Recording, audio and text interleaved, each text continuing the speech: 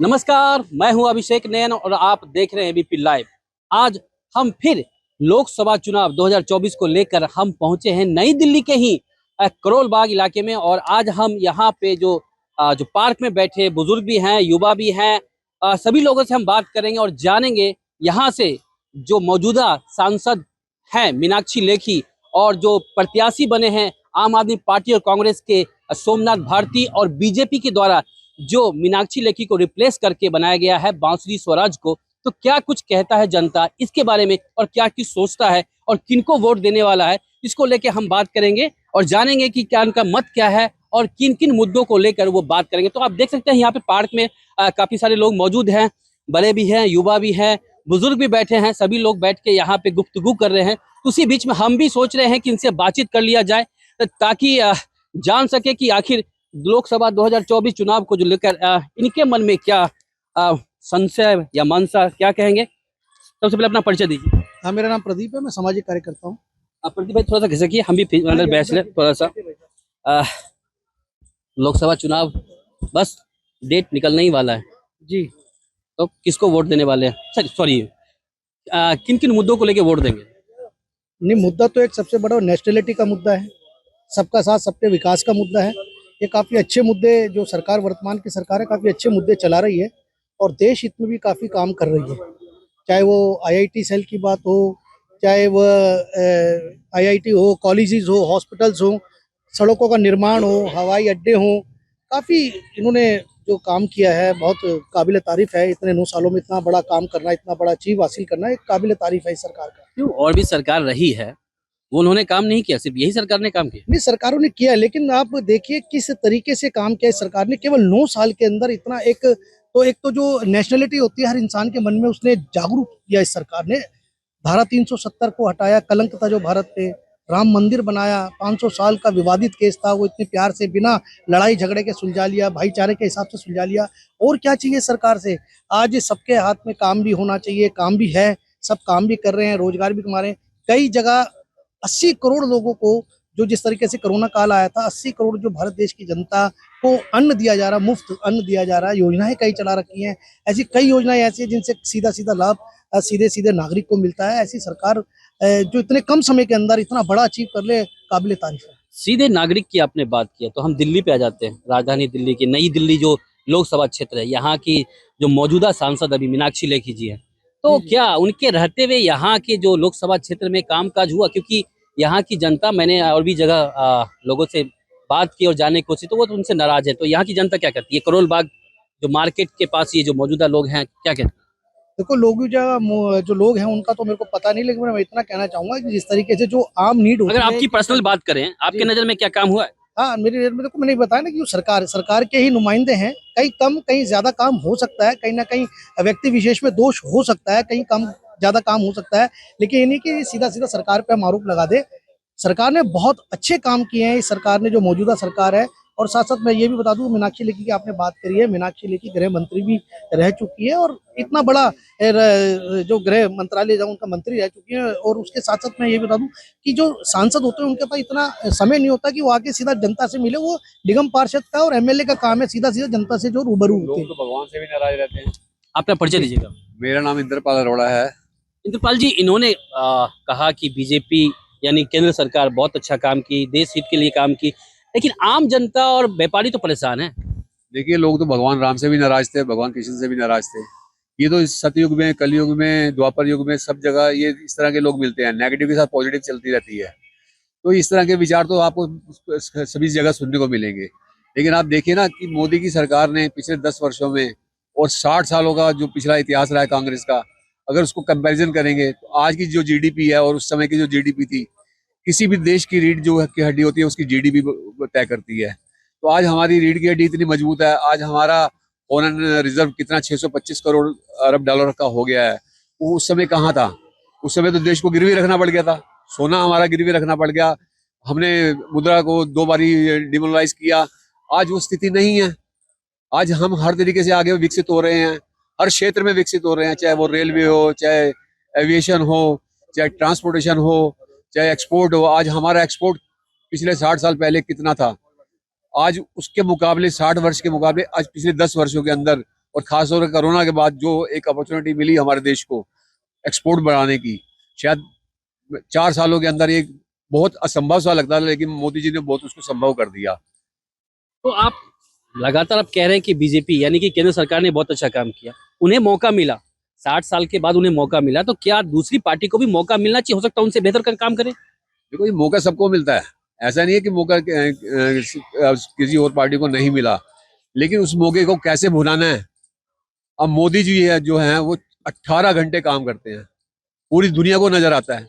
अगर एक दिन के अंदर वो 4-4 जगह जाते हैं, आज यूपी बैठे हैं, कल असम बैठे हैं, कहीं और स्टेट में बैठे हैं, हर क्षेत्र का वो दौरा करते हैं और खुद पर्सनली सभी स्टेटों में जाते हैं। ये और प्रधानमंत्रियों की तरह नहीं है कि सिर्फ दिल्ली में बैठ के काम चल रहे हैं। और देखो देशों की और कितने विदेशों में कितनी यात्राएं की है, शायद ही किसी प्रधानमंत्री ने इतनी विदेशों की यात्राएं या अपने देश की इतनी यात्राएं की हो, क्योंकि वो दर्द समझते हैं जनता का, पब्लिक का, क्या पब्लिक को चाहिए, कैसे उसका विकास करना है, कैसे समस्याएं दूर करनी है। जब तक ये प्रधानमंत्री को खुद को महसूस नहीं होगा वो नहीं कर पाएगा। सर, देश के प्रधानमंत्री की हम बात कर रहे हैं, लेकिन हम अभी मौजूद दिल्ली में हैं। दिल्ली में 7 लोकसभा सीट है जिसपे बीजेपी का है, तो क्या दूसरी पार्टी जो इंडी गठबंधन की बात करें, इंडिया गठबंधन की बात कर रहे हैं, वो भी तो पार्टी बहुत बड़ी है, इसमें कांग्रेस भी, आम आदमी पार्टी है और भी सारी पार्टी उसके साथ हैं, तो क्या एनडीए के सामने ईडी का नहीं चल सकता? सर मैं इसमें कहना चाहूंगा, आप उसके एनडी का जो घटक बना देख तो लो, कितने घोटाले उनके ऊपर, सब करप्ट है, सारे के सारे करप्ट है, उठा के देख लीजिए आप। कलकत्ता में जो सीएम है वहाँ की ममता, वो कहती है कि मैं बनूं प्रधानमंत्री। उससे पहले जो गठबंधन जिसका रूप बनाया था नीतीश कुमार, वो चाह रहे थे कि मैं बनूंगा प्रधानमंत्री, लेकिन उन्होंने तोड़ दिया, वही आगे छटक गए। अब आप कितने गिनती के लोग रह गए गठबंधन में, सारे करप्ट है। लालू को देख लीजिए, बेल पे चल रहा है, कितने केस इन पे लग रहे, गांधी परिवार पे आप खुद देख लीजिए, कितना केस है, झूठा केस मतलब इतने केस लगे हुए इन पर। वो लोग दूसरों को झूठा कहते हैं, सबसे बड़े झूठे वही हैं। प्रदीप जी, वो तो कहते हैं कि आम आदमी पार्टी की मैं पर्सनली बात कर रहा हूँ, दिल्ली में इतना उन्होंने काम किया है, लोग खुश हैं, वो बोलते हैं कि हमारे से ईमानदार तो कोई है ही नहीं। अब कैसे उसको गलत बोल सकते हैं? सर मेरा कहना ठीक है, ईमानदारी की वो बात करते हैं, तो एक साइन करने में उनको दिक्कत कहाँ आ रही थी? जब सीबीआई उनके घर साइन लेने गई तो क्या दिक्कत आ रही थी? पहले वो चिल्ला चिल्ला के बोलते थे कि ये सोनिया गांधी करप्ट है, डी राजा करप्ट है, ये कन्नी मोदी करप्ट है, लालू करप्ट है, ये सारे करप्ट बताता था और कहता था कि मौजूदा जो सरकार है वो उन पे कार्रवाई क्यों नहीं करती। अब कार्रवाई हो रही है तो कह रहा कार्रवाई क्यों कर रही है, पहले सबूत लाओ।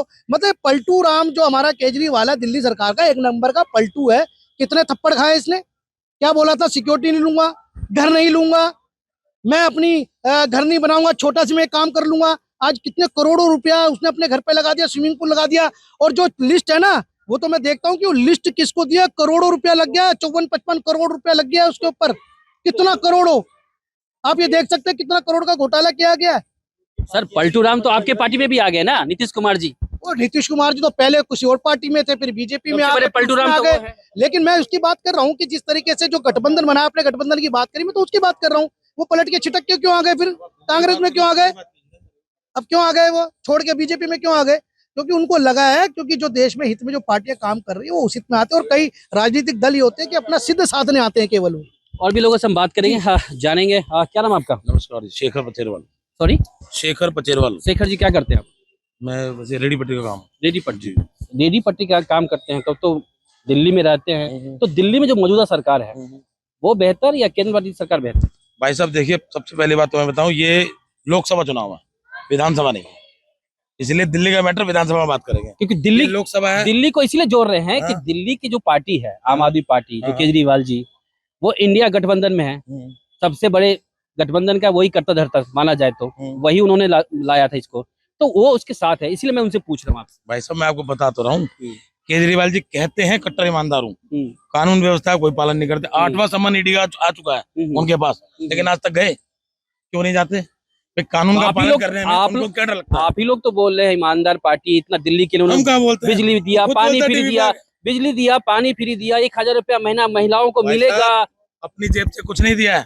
अगर कोई सरकार फ्री देती है तो दूसरे रास्ते से निकाल भी लेती है, कोई बड़ी बात नहीं है। केजरीवाल सिर्फ कहते हैं कट्टर ईमानदार हूं, दिखते नहीं है। इस बार किसकी सरकार केंद्र में? पीएम, मौजूदा पीएम, बस वही वापस बनाएंगे, मोदी सरकार, और दूसरा कोई नहीं? ना ना ना ना ना, बिल्कुल नहीं। और लोगों से बात करते हैं, कुछ और भी लोग हैं, उनसे बात करते हैं। क्या नाम है आपका? नानक चंद है जी मेरा नाम। और कारोबार मेरा कुछ नहीं है, खाली मतलब तब तो बहुत अब चर्चा करते रहते होंगे यहाँ पे तो राजनीति का। हाँ करते हैं, लेकिन मैं बीजेपी के बिल्कुल खिलाफ हूँ, मोदी के खिलाफ हूँ जी मैं। ऐसा क्यों? सब ऐसा क्यों? लोग तो यहाँ सपोर्ट कर रहे हैं हाँ हाँ, अपने सब लोग अपनी अपनी राय है वो। मैं यूँ सपोर्ट नहीं करता। एक तो बेरोजगारी इतनी है और इतनी जबरदस्त महंगाई कर रखी है। सिलेंडर जो 500-400 का था, सब्सिडी भी आती थी, वो सब्सिडी भी खा रहे हैं। आप। 100 रुपए कम तो किया उन्होंने। अभी कम किया, 1100 में 200 कम किया, फिर 1000 से 900 से फिर 100 कम किया। पहले 500 रुपए का सिलेंडर आता था, आज वो 800 रुपए का है। और पहले सब्सिडी आती थी, अब सब्सिडी खत्म। यानी कि ऐसी सी शिक्षा इतनी महंगी कर दी। मेरी पोती जो है, मैं दादा हूँ, मेरी पोती बीए में पढ़ती है, इतनी महंगी शिक्षा कर दी है बाबूजी। मेरी जो बड़ी पोती थी, जो उसके 2000 रुपये में बीए के फार्म के जो मैंने जमा किए थे, आज वो 9000 रुपये हो रहे हैं। मतलब सारी चीज महंगी कर दी है, सारी चीज महंगी कर दी है। तो सरकार किसकी बनाने वाले हैं? सरकार तो या तो आपकी बनेगी या कांग्रेस की बनेगी, बननी चाहिए। तो ये दो ही यहाँ पे है, या तो एनडीए है या तो इंडिया गठबंधन। किसकी सरकार? इंडिया गठबंधन में आपका कांग्रेस भी है, आम आदमी पार्टी भी है और बहुत सारे पार्टियां भी है। अब यहाँ पर वो 4 और 3 का वो इनका वो हुआ ना, फैसला हुआ है। हाँ जी, हाँ जी। तो मैं तो कह रहा हूँ 4 और 3 का फैसला इन्हीं को जीतना चाहिए। 4-3 को 7 यानी कि एनडीए की यहाँ हार होनी चाहिए। हार होनी चाहिए, बिल्कुल हार होनी चाहिए। बहुत महंगाई कर दीजिए, इतनी जबरदस्त महंगाई कर दी कि आदमी की कमर टूट। बेरोजगारी, मतलब कभी गरीब आदमी के लिए तो बोले नहीं मोदी जी, कभी नहीं बोले। और कांग्रेस जो गरीब को ही लेके चली है, सबसे पहले गरीब को लेके चली है। पहले ये झोपड़ी थी, यहाँ सीमेंट की फैक्ट्रियां आई, तुम्हारी स्टील की फैक्ट्री किसकी देन है? ये सब कांग्रेस की देन है। जो लाखों रुपए, लाखों आदमी आज जो सेट है, नौकरियां कहाँ निकल रही हैं? सब प्राइवेट कर दिया, सारा प्राइवेट कर दिया। क्यों करा? अभी वजह क्या है? रेल बेच दी, हवाई जहाज बेच दिए, भाई ऐसा साहब क्यों? सब कुछ तो बेच दिया। सर वो पहले मेरे को सबूत ला के दिखा दे, किसको बेचा है, किसने खरीदने वाला कौन है, पहले तो एक सबूत ला दे। लोग कहते हैं कि बेच दिया बेच दिया बेच दिया। सबसे पहला एयरपोर्ट जो बेचा था कांग्रेस ने बेचा था, उससे किसी और उसे उद्योगपति ने खरीदा। तो उसमें कहाँ से बात आ गई बेच दिया? और किसके पास पेपर है? किसने खरीदा लाल किला, किसने खरीदा इंडिया गेट? लाके पेपर तो दिखा दो, पेपर तो दिखा दो। और आज ये बात करते हैं महंगाई की, ये बात करते हैं महंगाई की। आज एक मकान कितने का हो गया? उस टाइम 15 लाख का हुआ करता था, आज 3-3 करोड़ रुपए का मकान हो गया। महंगाई कहाँ रह गई? नमक, आटा, दाल, चीनी, चावल, सब में हम टैक्स दे रहे हैं। जीएसटी जो गब्बर सिंह टैक्स जो इन्होंने लगाया, बेड़ा गर्क कर दिया इन्होंने, हिंदुस्तान का बेड़ा गर्क कर दिया। आपका क्या कहना है? मेरा कहना ये है, ये जो करोल बाग, सबसे पहले अपना परिचय दीजिए। मेरा नाम परमानंद कांसोटी है। क्या करते हैं आप? मैं एक बिजनेसमैन हूँ और मेरा जो बचपन जो यहीं बीता है। और ये जो क्षेत्र है, ये एक ऐसा क्षेत्र है करोल बाग का, और जो ये करोल बाग जो क्षेत्र है, बाहुबली क्षेत्र है, ये कांग्रेस का क्षेत्र हुआ करता था। और ये जो देश है, भारत देश, ये कांग्रेस का देश है। क्योंकि मैं कहना चाहता हूँ सभी को, क्योंकि लोग आज हमारी उम्र, मेरी उम्र तब 53 साल की हो गई है, और मुझे लगता है आपकी उम्र भी शायद 45 साल की होगी। ये जो भारतीय जनता पार्टी के जो लोग बोलते हैं, ये भारतीय जनता पार्टी के लोग बोलते हैं कि इन्होंने बीजेपी कांग्रेस से क्या किया, कुछ नहीं किया।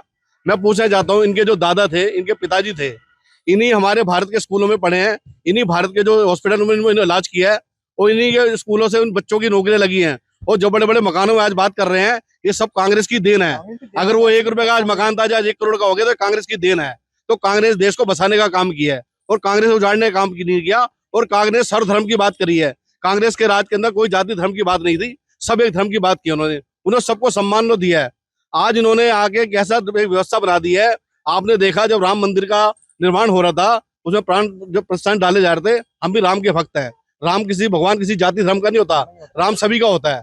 देखिए दुख की इस बात की है, इस भारत की प्रथम महिला, जो भारत की प्रथम महिला भारत की राष्ट्रपति है, इन्होंने उसके हाथ से उद्घाटन नहीं करवाया। ये देश के श्रम की बात है। जिस दलित की बात करते हैं, जब 14 अप्रैल की बात करते हैं, हमारे देश के प्रधानमंत्री नरेंद्र मोदी जी हमारे पचकुए बाबा साहब अम्बेडकर का वो स्मारक है, वहां सुबह 6 बजे झाड़ू लेके पहुंच जाते हैं। इन दलित समाज के लोगों को बेवकूफ बनाने के लिए काम करते हैं। हमारे यहाँ पर रविदास मंदिर है, सुबह 8 बजे यहाँ नड्डा जी आ जाते हैं और झाड़ू लगाने का काम करते हैं। इन दलितों को बेवकूफ बनाने का काम करते हैं। जब राष्ट्रपति देश के जो हमारे किदवी थे, उनको उन्होंने मंदिर में जाने दिया, उनसे कोई पूजा पाठ नहीं की है। तो ये एक धोरा चरित्र है इनका। इस देश को अंदर अगर चलेगा तो सर्व धर्म की जो बात करे वो चल पाएगा। और जो कह रहे हैं, मैं कहता हूँ, एक बच्चा जब पैदा होता है तो 9 महीने माँ के पेट में रहता है, और जब 9 महीने माँ के पेट में रहता है और 9 महीने के बाद वो बच्चा 3, 4, 5 साल तो 3-4 साल तो बोलता नहीं आता, मम्मी पापा नहीं बोल पाता है। लेकिन ये कह रहे हैं अभी ये 9 में, अभी 14 में आए हैं और 9 साल इनको हुआ है, ये कह रहे सारा काम हमने कर दिया, सारा काम इन्होंने कर दिया, 9 साल के बच्चे ने कर दिया। अभी तो उसको मम्मी पापा गली के मोहल्ले का नहीं पता कि गली नंबर 45 कहाँ है, 46 कहाँ है, देवनगर कहाँ है, बाबा नगर कहाँ है, रैगरपुर कहाँ है। ये कह रहे सारा काम हमने कर दिया। अभी तो मेरे को सुनने में आया भारतीय जनता पार्टी के लोगों ने कहा कि कांसोटिया जी ये मत बोलना कि वो चीज बिकने वाली है, उसका नाम मत बता देना, नहीं तो मोदी जी कल उसको भी बेच देंगे। हम मोदी जी की तारीफ कर रहे हैं, देश के लिए काम कर रहे हैं और निकल रहे हैं। लेकिन अभी आपने बहुत बड़ी बात करूंगा, अभी एक शख्स बोल रहे थे, उनको सुन रहा था मैं, वो कह रहे थे मोदी जी 24 घंटे के अंदर 20 घंटे काम करते हैं। मैं मोदी जी के ऊपर उनकी तारीफ करने जाता हूँ, 20 घंटे काम करते हैं नो डाउट। लेकिन भारतीय जनता पार्टी का आदमी कोई भी कार्यकर्ता, कोई नेता काम नहीं करता, वो सिर्फ मोदी के नाम से खाने जाता है। ये सीट भारतीय जनता पार्टी ने क्यों चेंज करी? कि उनको पता लग गया इनका कैंडिडेट ने काम नहीं किया।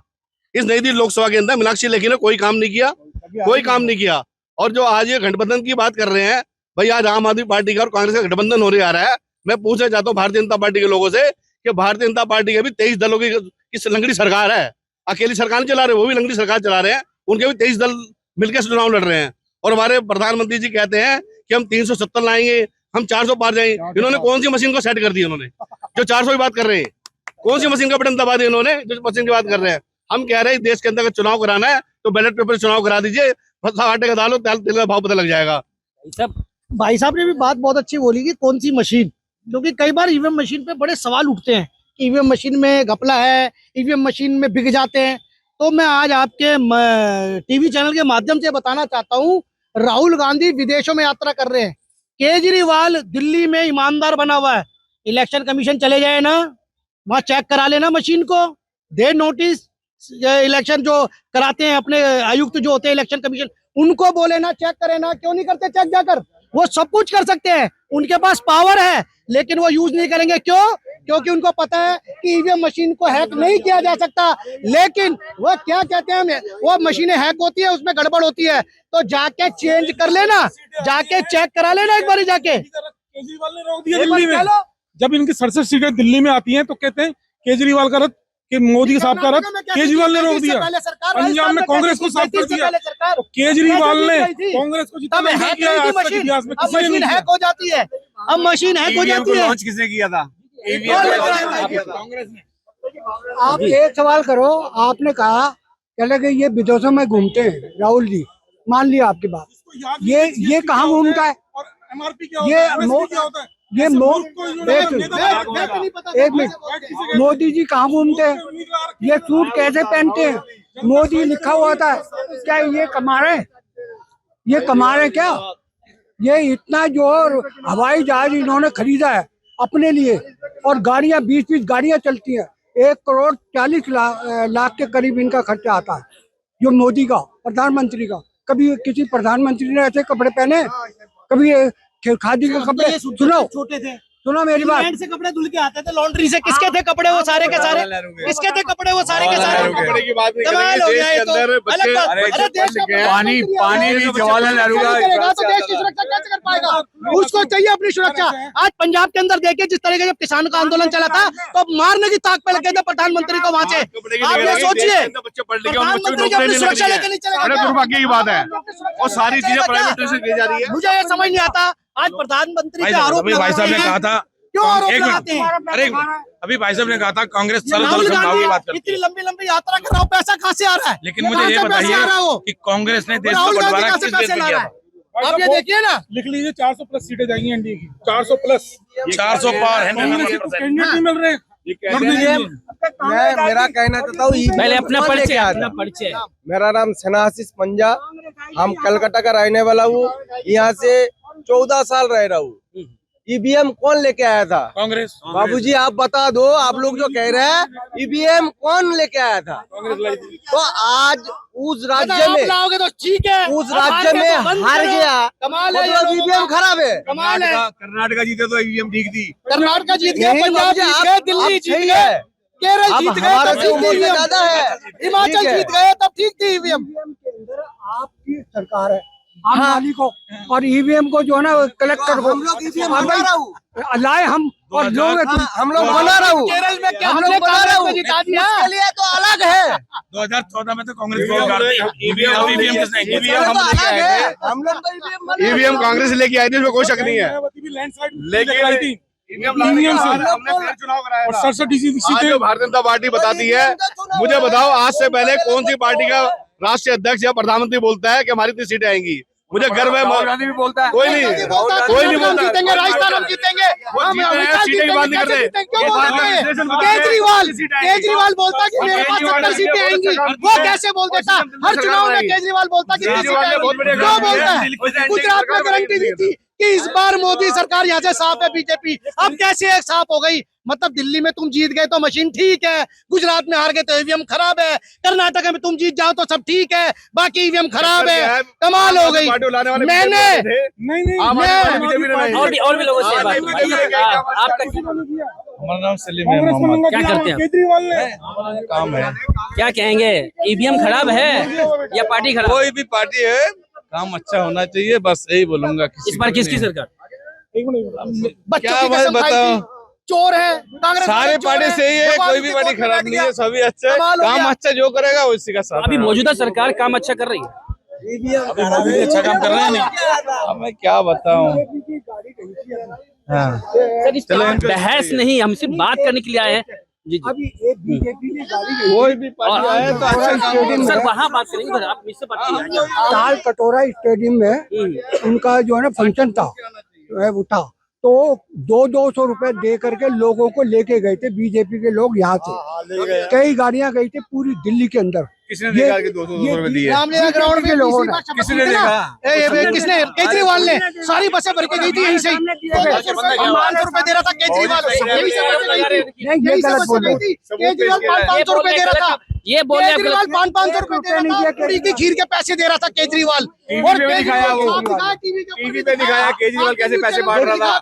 टेंट के पीछे जाके आम आदमी पार्टी पैसे क्या नाम है बांट रही आपका? श्रीमान युवा हो आप, सुदीप सेन क्या करते हो? मैं इधर आया हूँ, पापा का कैंसर है, इधर आया हूँ। यहाँ कहाँ रहने वाले हो?